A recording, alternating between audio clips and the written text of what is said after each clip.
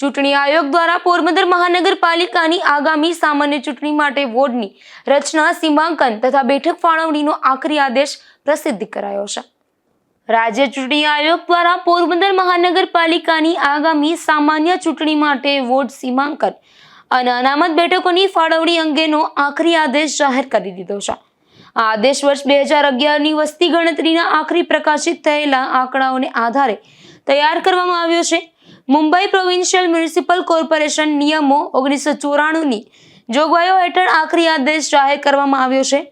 આયોગ દ્વારા પ્રાથમિક આદેશ બાદ જાહેર જનતા પાસેથી મળેલા સૂચનો અને 1 ઓક્ટોબર 2025ના રોજ માન્ય રાજકીય પક્ષો સાથે પરામર્શ કર્યા બાદ આ નિર્ણય લેવામાં આવ્યો છે, જેમાં પોરબંદર મહાનગરપાલિકામાં કુલ 13 વોર્ડ નક્કી કરવામાં આવ્યા છે, જેમાં કુલ 52 બેઠકોની રચના કરવામાં આવી છે, જે અગાઉ નગરપાલિકા જેટલી જ છે.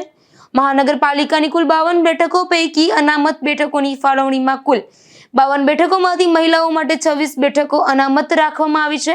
એ સિવાય 3 બેઠક અનુસૂચિત જાતિ માટે, 1 અનુસૂચિત જનજાતિ માટે, 14 બેઠક પછાત વર્ગ માટે, 34 બેઠક બિન અનામત માટે, જ્યારે સ્ત્રીઓ માટે 26 બેઠકમાંથી 1 અનુસૂચિત જાતિ માટે, 7 બેઠક પછાત વર્ગ માટે અને 18 બેઠક સામાન્ય સ્ત્રી માટે જાહેર કરાઈ છે.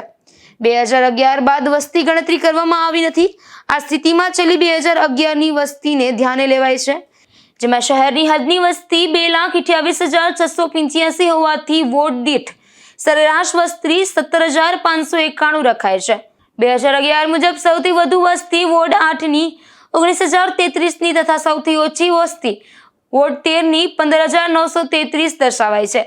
જોકે પોરબંદર મહાનગરપાલિકાની ચૂંટણીની વિગતવાર વાત કરીએ તો ભાજપમાં 52 સીટ માટે થઈ 650 ફોર્મ ભરાયા છે, તો સામા પક્ષે ભાજપ સામે 12 થી ભીડવા કોંગ્રેસ, આમ આદમી પાર્ટી, બહુજન સમાજ પાર્ટી અને શિવસેના પણ તૈયાર કરી રહી હોવાનું જાણવા મળે છે. નિપુલ પોપટ સાથે અશોક થાનકી, ગુજરાત ન્યૂઝ, પોરબંદર.